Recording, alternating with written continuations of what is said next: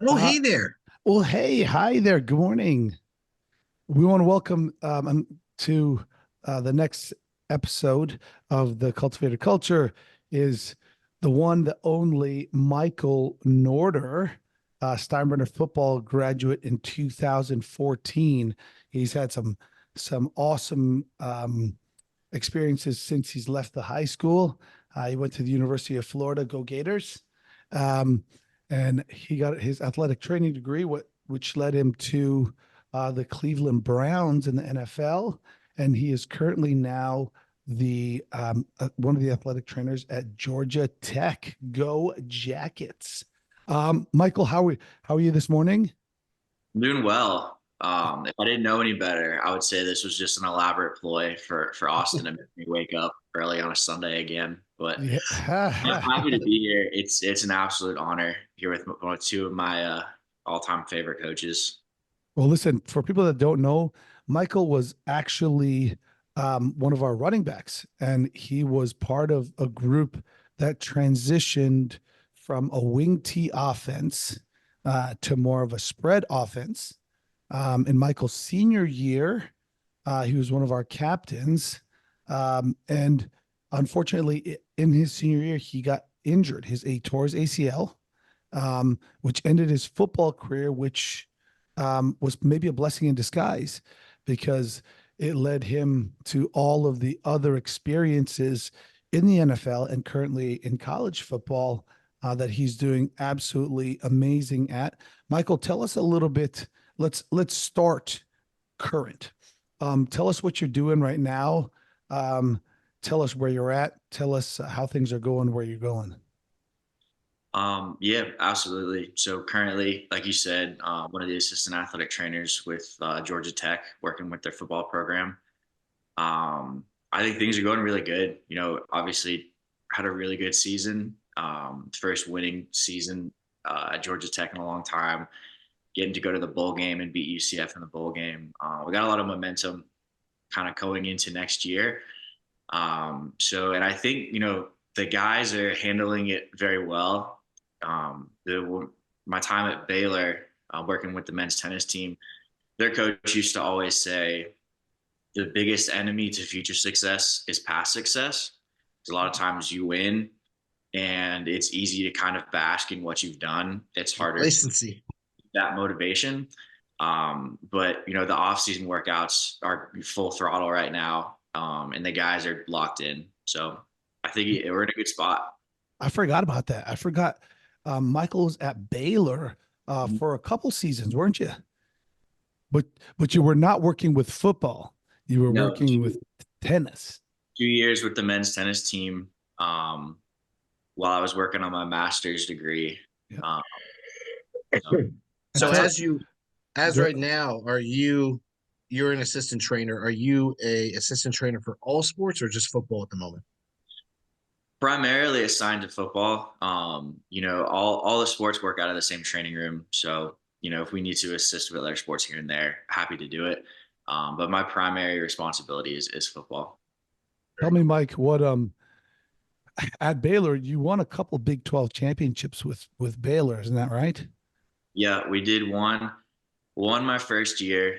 Uh, might have gotten the second one, but that was the COVID year. So we got to Yeah. March and it got shut down. So So tell me the difference between the tennis athletes and the football athletes. Um, any massive differences when it comes to not the type of injury, but how they respond to those injuries? yeah, working with tennis was super interesting because obviously growing up playing football, I know a lot about the football culture, how people act within a team. Going to tennis, having never worked tennis, it was interesting having to kind of learn about the tennis athlete. Um, it's such an endurance heavy and finesse sport. You feel everything when you're playing tennis. So like you got a blister on your hand, you're gonna feel that every time you swing the racket. So it's a little bit different than football where, football, you got the adrenaline going. You might have a huge cut on your leg. You don't even notice it because you're just locked into the game. You tend to feel everything with tennis. and I have a lot of respect for that sport. Just, I got there and they gave me a racket and like tried to get me to play a little bit, and it was so hard. Like I was sending balls all over the place into the net. So I have a lot of respect coming out of working that sport, but I say the biggest difference is, they just feel so much more. So it's a challenge to get them feeling good as they can for every single match. I gotcha. Not to say we don't do that with football, but they're a little bit more in tune with their bodies, I guess you could say. Now you found yourself in many different cities now at this point since you've graduated.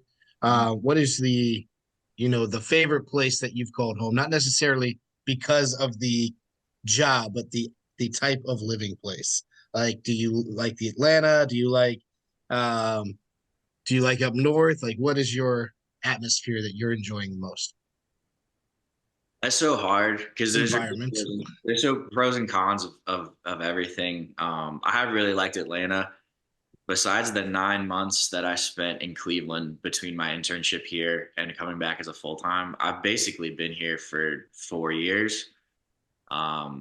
So Atlanta, it's good. It's still the South, which kind of feels like home to me. It's a big city, so everything you really need, you can get. And we just moved to the suburbs about a year ago, and it's nice, working in Midtown Atlanta and then getting to come home to where it's a little bit quieter. Where did you move, Mike? We're in East Cobb now, so technically Marietta, but really between Marietta and Roswell. Oh, easy. So it's a quick jump down on 75, right? Then you get off on 10th, 12th Street, get right to the stadium. Dude, I love Atlanta. The best part is there's no traffic at 4:30 in the morning. So there at about 20. Yeah, but you know what? You're there at 4:30, but you leave at like 10 o'clock at night, I bet, right? Yeah, as normal day in season, I try and get there around 5 so I can get a workout in. And then, morning treatment. We practice in the morning, which is kind of nice. We usually get out around 6, like during the weekdays in season. Nice. So let's go and do a compare contrast. You were with the Cleveland Browns also. We did a compare and contrast of tennis versus the football athlete. What about the college athlete versus the professional athlete? What are the big differences that you find treating those guys? Yeah, I think the NFL really forces guys to mature at a rate that I think is quicker than, people outside of sports mature. And the biggest thing from my viewpoint working in sports medicine is like the NFL guys figure out how to take care of their bodies because they have to. Like that's their livelihood. If they are chronically injured time and time again, like they're not going to be in the NFL for a long time. So they all come up with their process and a system. Most of them have, massage therapists that they see outside of the building. So they really kind of take ownership in that. That being said, the college guys, they're just younger, and they haven't quite figured that out yet. That's part of what I love about being in college, is you get those 18-year-olds, sometimes 17-year-olds for the early enrollees, who all they know is that they love playing football, and that's about it. So you got to kind of coach them up and give them that education piece of, this hurts because you're not doing this. Come in and do this consistently and you'll feel a lot better. And they don't always buy in right away. But once they get it, like it's a good feeling. And then they kind of stop having all those issues. So I really like the college piece of, an 18-year-old maturing to 22, 23, sometimes 24. It's getting kind of crazy with the whole year. 28, 29. Well, like we talked about before, your own football career ending due to an injury in your senior year.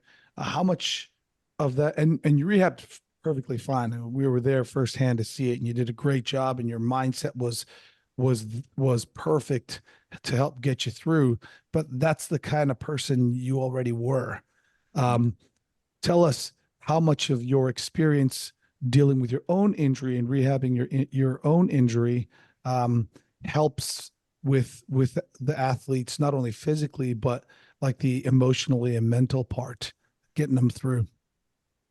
Yeah, no, absolutely. It's made a big difference, and really that experience is kind of what pushed me to get into athletic training. I always knew I wanted to work in sports. I knew that I wasn't going to play in the NFL. So it kind of, in a way, pointed me specifically towards athletic training because I was like, I don't know if I want to try and be a doctor or PT school, something like that. But I remember, Krista was there seconds after I tore my ACL, and then she was there taking me through the whole process of leading up to surgery, doing my rehab with me in the mornings, all the way until I was cleared, which I thought was super cool. You see your PT a couple times a week, you see your orthopedic surgeon every couple of weeks, but like you see your athletic trainer every day. Yeah. And to make that impact in someone's life was something that I really wanted to do. And having the experience of an injury like that really just helps you kind of get into their mind. Sometimes you do an ACL rehab and they'll come in and, a couple of months after surgery, you're like, yeah, this is kind of bothering me. You get a better sense of like, yeah, I've felt that before. Like, let's do this. This helps a lot. So it kind of just gives you more information on how to treat it when you've felt it before. Nice. So tell us a little bit. Let's shift gears a little. Let's go pre-injury because we haven't touched on that yet either. Every person that comes on, that's obviously most of them have been Steinbrenner football alumni. You were in an era of transition between Coach Graham and Coach Perez. What was your favorite memory of high school football, Mike? I was thinking about that a little bit.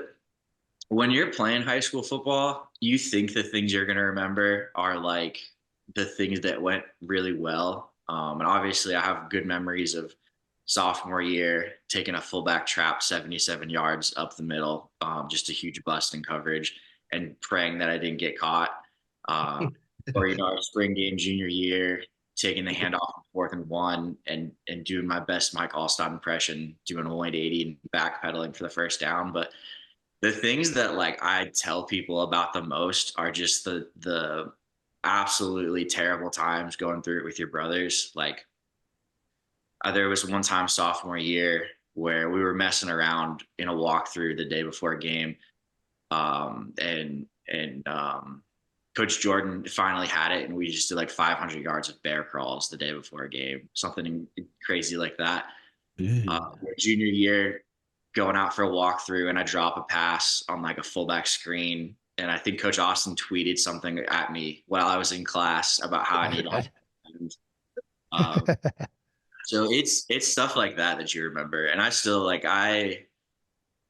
talk to some of the guys I played with. Brian Hale, he came to my wedding.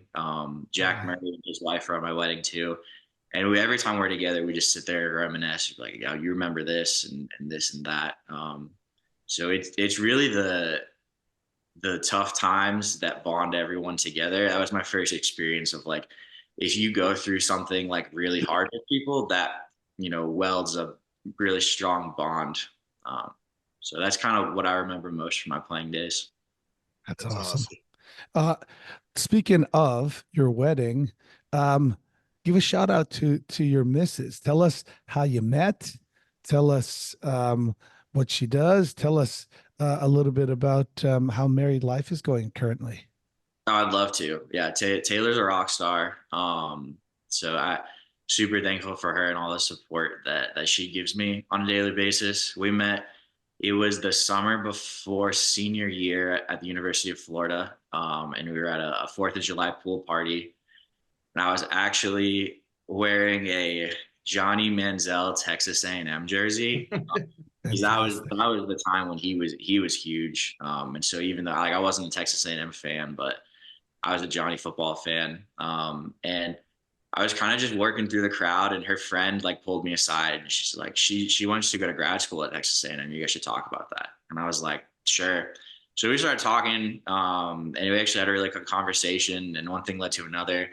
And we started going on dates, and before you know it, like you did 4 years of long distance and then getting married. And she currently works with the within the Texas Rangers baseball organization. The whole time that I was moving all over the place, Waco to Atlanta to Cleveland, back to Atlanta, she was in Dallas, working in their events department. And fortunately enough, when I got the job in Atlanta, she was able to transition to her like a remote position, so she could move to Atlanta as well. So she's been super supportive of everything that I'm trying to do with my career. She loves coming to the games. I think she traveled to a couple this year, came to all the home games she could. Very cool. So I think things are going really well. Yeah, she's awesome. We actually saw her and met her because Georgia Tech played in the Gasparilla Bowl here in Tampa, and Mike afforded me and the boys a few tickets, so we went and we met Taylor out. She was tailgating, and they were sitting just a few rows, over and across from us.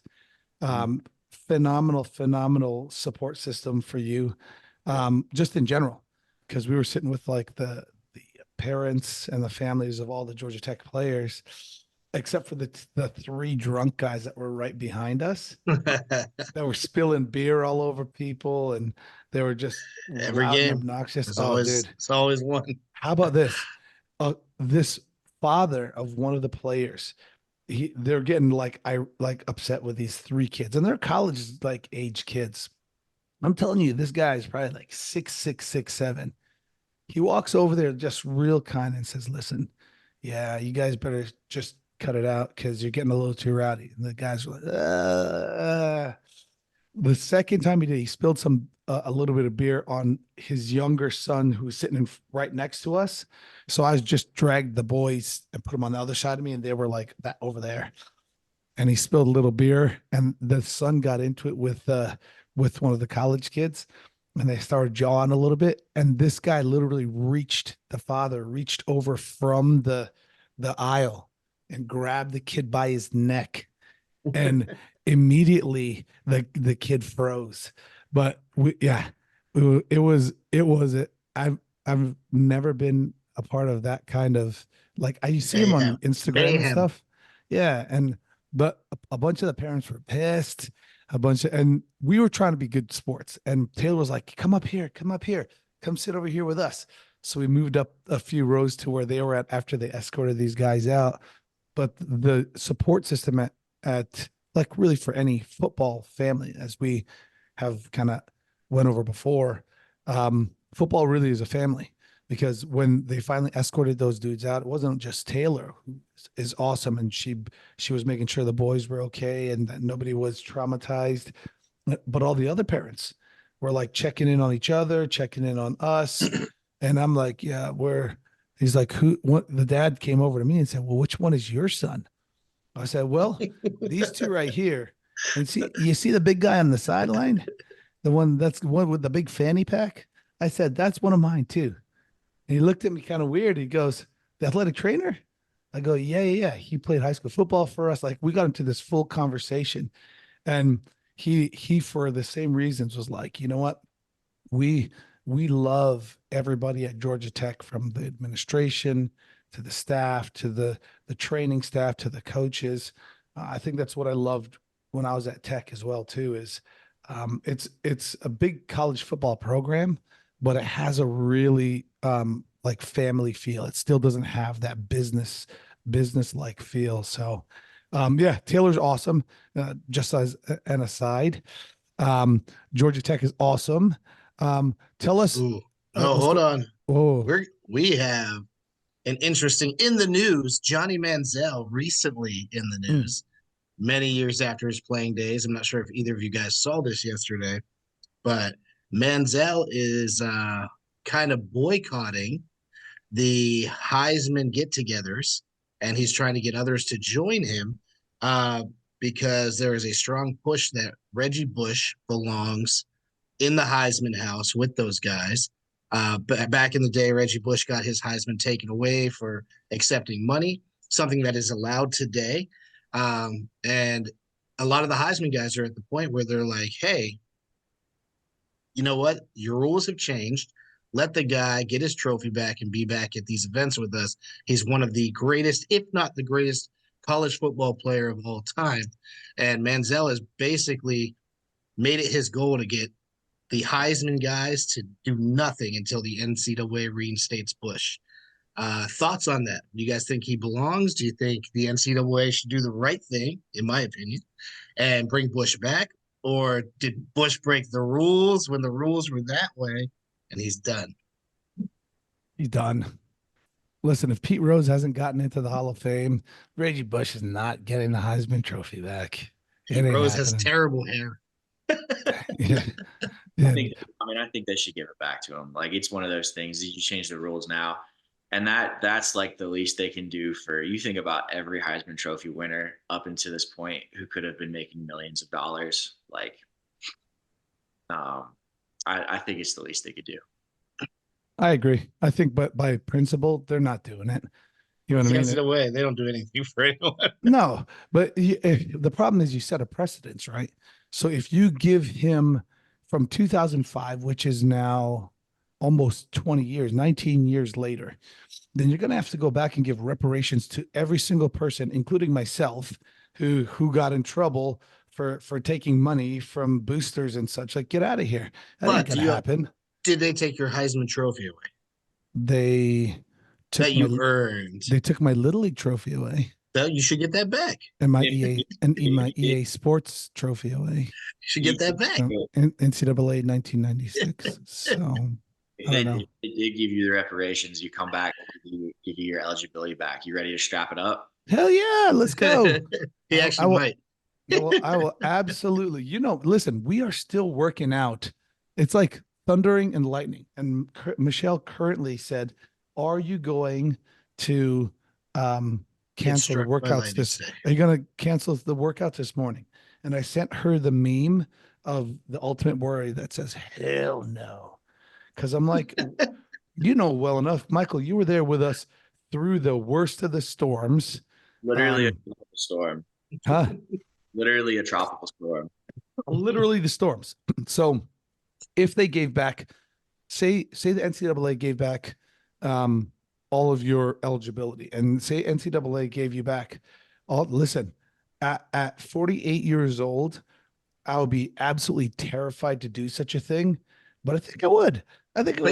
Yeah. Could you imagine? And I talk about this all the time. Imagine being able to go back now and play just one game with what you know now compared to the mindset you had as a 18, 19, 20-year-old. Like, if guys could go from their freshman year of college camp, just that fall camp, and come back 2 weeks later, they'd be 800 times better football players. I think the problem is you learn so much.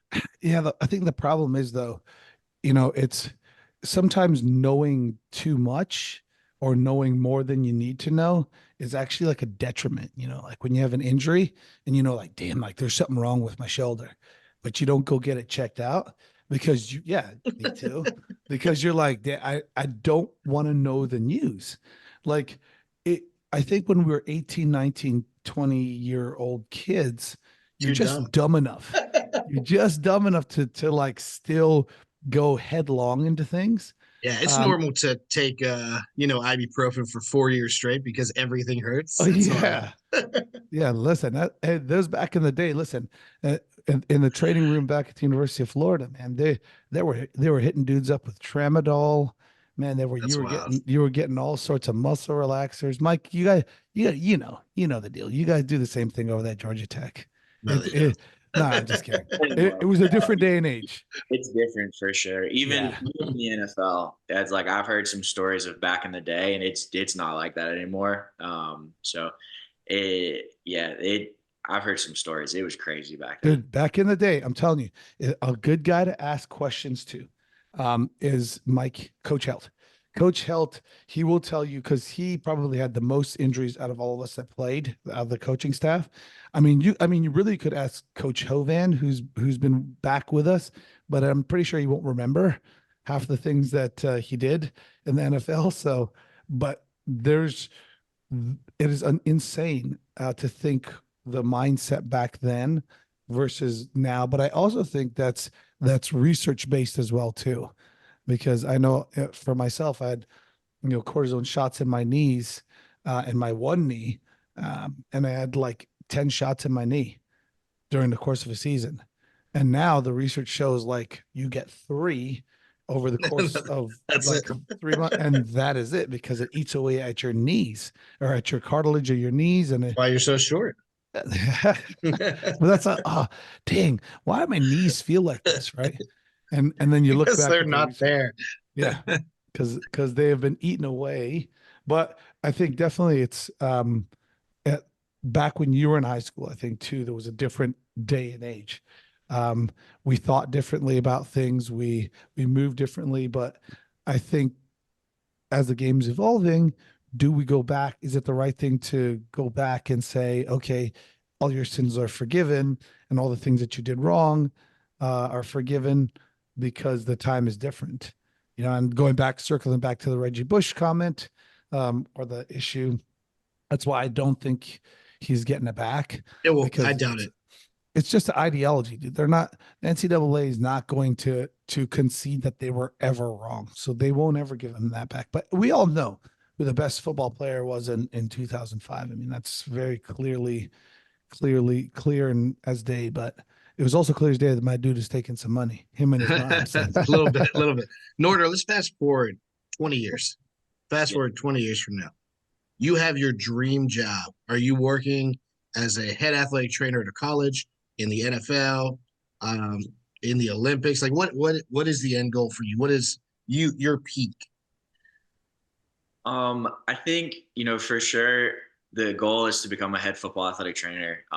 Either, likely collegiately. That's just kind of the setting I've worked in the most. But I think ultimately I'd love to get a role, kind of like a director of health and wellness at a university. That's kind of a newer role that their schools are trying to make. Is essentially overseeing like sports medicine as well as strength and conditioning, nutrition, mental health, all of that, like everything that goes into a student athlete's health and performance. Um, and I think just being at that level, you can create change at a higher Well, degree. yeah. So just kind of trying to make sure that the student athletes get the absolute best experience they can at the university. How much how much is the mental health piece now playing a part when it comes to the athletes, and where does an athletic trainer fit in that? Like where do you fit in the whole paradigm of that? We're usually, I guess you could almost say like the first step of that in a lot of cases. We've got a really good, sports psychology department at Georgia Tech. I think we've got 4 psychologists now. Um, then they're continuing to try and grow it. But kind of like I was saying earlier, with my own knee rehab, you just have so much contact with your athletic trainer. Mhm. Um, we get to know their personalities really well. And so it's almost easier for us to notice like you're a little bit off right now. Like, and then you almost extend that invitation of like, hey, we've got a sports med, sports psych department. Um, if you ever want to talk to somebody, let us know. We can get it set up. It'll be quick. And I think our sports psych department does a really good job of making time and making it easy for people to get in and see them. Um, so it's something that, I think we just see them so much. We get an idea of who they are as a person, and then it's easier to tell when something's off. And some people just have bad days, but sometimes if it's consistently an issue, we try and push them towards that. I think it's awesome what you're doing, man. And I think wherever you go, you're going to have a massive impact on your community with your athletes. Just when I talked to my wife, hey, we have our thing in the morning. We're doing it with Norder, and she was like Michael Norder. Oh my gosh, how's he doing? And I know Coach Perez, who's our biggest fan, but also our biggest critic. He is going to watch this episode completely. And he's gonna be like, "Oh, Norder, that's so cool." So I think it's really awesome to see the impact that you've had in our community, and then just how you keep jumping to new heights and making a difference wherever you go. So we're really proud of you, and hope you keep just doing great things for athletes. It's a thankless gig a lot of times, and but you're doing a great job, man. Hey, there's Mike. Is mom and dad up there now? I know that they built a place up there in North Carolina. Do you get to see them a lot nowadays? Yeah, I see them, a couple times a year. They're up in basically close to Boone, North Carolina, Yeah. about 6 hours from us. But they're up there full time. Did they sell the house down here? Yeah, they did. Oh man, the last time I talked to dad, he was like, "Oh, I don't know, we might keep it and just keep popping down every so often." But now they're out. Yeah, so it makes it, it's kind of sad. It makes it harder for me to get down to Tampa. Yeah. To figure out where I would stay for that, which was Oh, why the Austin stock. bowl game was so awesome that we were back in Tampa. Who did you see when you came back for the bowl game? I mean, we were very, very happy, and no lie, when we got there, we sought you out immediately because I knew, and we all know the rigors of a football game and the scheduling of a football game. So we made sure the time that you gave us, which was a very specific time, we were like, "Hey, we got to be there then." But did you see just enough to say hi to you, get a picture with you, tell you we're proud of you, tell you we love you? Did you get to spend any time with anybody else from the old crew when you were here in Tampa? Yeah, it was good. It's kind of weird. It was a mix of like I have a lot of high school friends, obviously still in Tampa, but a lot of my friends from Florida, University of Florida, are living in St. Pete now. So Oh, it was good. I got to see a lot of people. So it's some really good. I tried to get dinner with someone different every night. So whether that was, my really good friend Sean, he didn't play football, but we were really close in high school and still trying to be really close. Some college friends, so it was good. I didn't get to see everybody that I wanted to see, just because you just have a limited amount of time. yeah. I, I still had to work a little bit, but it was really good. I'm glad that we ended up in Tampa. Well, listen, Austin, you want to do a quick 10-minute reset? yeah, we can reset if you guys want. You got a couple more minutes, Mike? Yeah, no, I got all morning.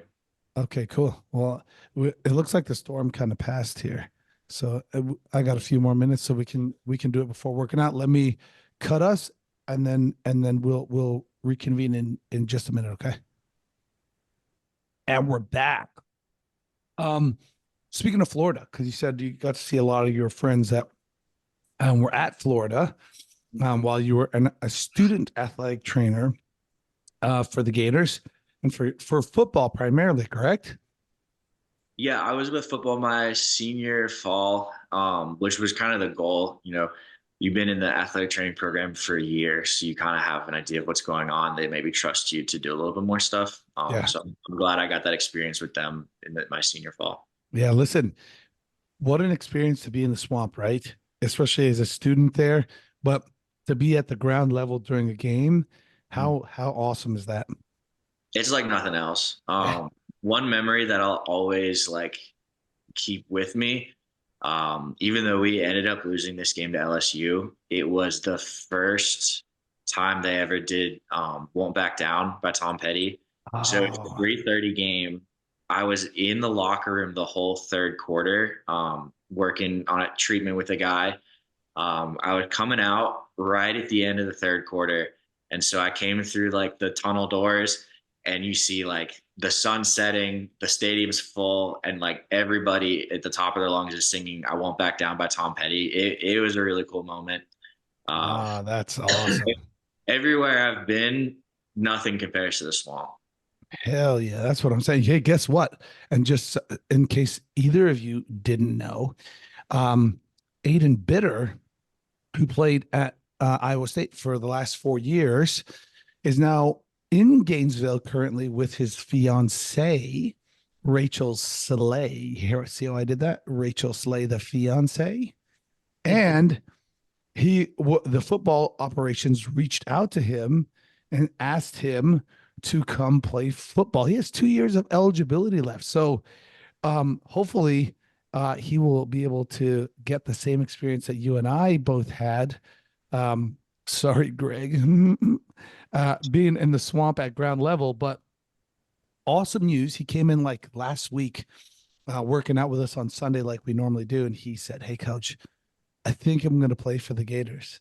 But I thought he was lying because when he graduated, I said, "Hey, you got a couple of years of eligibility. Why don't you play for the Gators?" And he said, "Oh, that would be a downgrade." And I was like, "Oh, okay, he's finished." And we had him on a couple of weeks ago, and he said the same thing. "Nah, I'm finished." But legitimately, I think he is going to strap it back up again, strap on the boots, helmet and pads again, and I think he's going to play Boots. a season or two with the good old Gators. What is your thought about that, Michael Norder? That'd be awesome. Yeah, I mean that it it's a special place. And even in the down years, the fans still come out and support. It's an awesome atmosphere. So if you ever have the opportunity to play for the Gators, it's something that I would tell people to always take. That's what I said to him. I said to him, "Listen, The fans come out and support because there's nothing to do in Gainesville. whoa, whoa, whoa, whoa, Boom. whoa." Sorry, guys. Listen, one day we'll have to just take him out there because I sense his envy. But it's okay. We still love you. We still love you. You know, my sister went to the University of Florida, the one that works at Steinbrenner with me, and she had a golf or tennis class, and they used to make her run the stadium bleachers of the swamp like every class. It was the Ooh. worst. She hated it. She's like, "This is the worst thing ever." Mike, have you? If you went to the University of Florida, you at least once in your lifetime have run those stadiums. Michael, how many times have you run that stadium?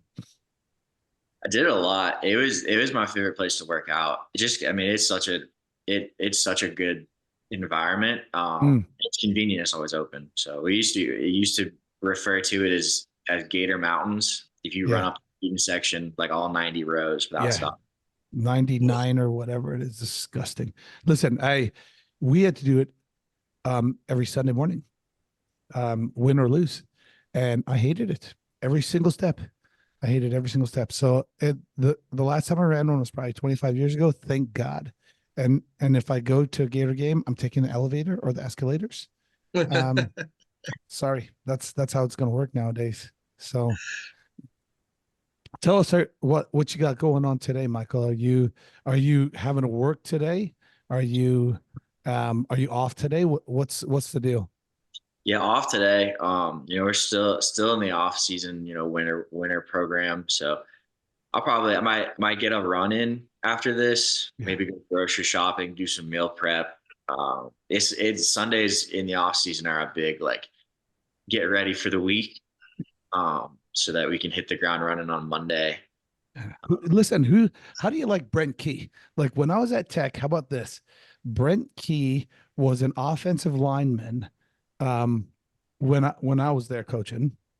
But you were there when you got there, you were under Collins, and my boy Nathan Burton was on defense, and my boy Lou Caralla was in the weight room. Both guys, phenomenal humans, and since have both moved on. I think Lou is over there at Charlotte, and I think Nathan has taken a spot over at Troy. But Brent has done a phenomenal job. Coach Key has done a great job over there at Tech. Him being a Tech guy, what is the culture like around the flats with him at the helm? It's been awesome. I'll say nothing but good things about Coach Collins. Working within the program with him, he's an awesome guy. But the culture, when Coach Key took over, it almost everything got simplified. Like he says, the two biggest priorities for the student athletes are to graduate from Georgia Tech and win football games. It's just like, so if there's ever a question of should we do this, is it going to help you graduate from Georgia Tech? Is it going to help you win football games? And if both of those are no, then we're not going to do it. So it's been awesome. It you come in every day and just work hard, efficiently. And I think the guys are really bought in. We got a really good group of guys working at Georgia Tech. These are like really, really smart kids who are also very good at football. And I'm super excited to see where that takes us. I want to play rapid fire. Are you ready, Austin? I'm going to give him a few questions back from the high school days up until now. So just first thing that comes to your mind, there's no wrong answer. I mean, there's wrong answers, but we don't expect a certain answer. We want to know. All right, let's do it. You ready? Ready. Favorite coach you have ever had? I gotta go with Coach Austin. Yeah. I will say the spring when Austin was over in the Philippines trying to play rugby, and Trying to play rugby. The key is he said trying to keep the dream alive. And Coach Puskis was with their running backs. That was a pretty fun spring as well. But I gotta, Coach Austin, the way that you kind of you bought into us as people, and the extra workouts on the weekends and during the week in the summer, like you put so much work into us, but also cared about us as people. And I will say, when I tore my ACL, Austin delivered the news. He did it poorly because he said the MCL is only sprained, and I said great. He's like, but your ACL's gone. That sounds about right. But then I hung up the phone with Austin, and the next person to call me was Coach Puskis. So the two of you are up there. Nice. Question 2. Mm-hmm. Oh, you want to go? You want to go real quick? No. You go. Question 2. Let's go. Best quote that you ever remember from a coach or advice. That's tough. I mean, there's so much. There is. These are terrible rapid question answers. Well, he's slow answer. Rapid answer questions. I don't remember who ever told this to me, but I'll say the one thing that kind of stuck with me the most was to be the same person every day. And that, to going beyond football of, trying to be consistent and stick with your process, that's helped me in my career after football. Because as an athletic trainer, you want to be a stable, like, rock to these student athletes. So to come in and be the same person every day goes a really long way for you. I still say that, Michael. I said that on Thursday to one of our kids who's trying to go play football. I said the exact same thing that it's the craziest thing. It is amazing to some of the stuff that you say that sticks with people. And sometimes I some of the stuff that comes out of my mouth, I think is just BS. And you guys remember it, but I still use that one currently. If you Question 3. Okay. Teacher in your life that impacted you the most? Oh, this is not a biased or loaded question. No, seriously. Answer. It's not. I like to know these things. So I will say, when I was in elementary school, I was struggling with ADD and a reading disorder. And one teacher who really put the time in to help me, as opposed to just kind of writing me off. Her name was Miss Elston. I'm not sure what she does now. I don't have contact with her, but she made such an impact in my life. Is this the same? Is this the same Miss Elston that was at Steinbrenner? I don't know. Oh,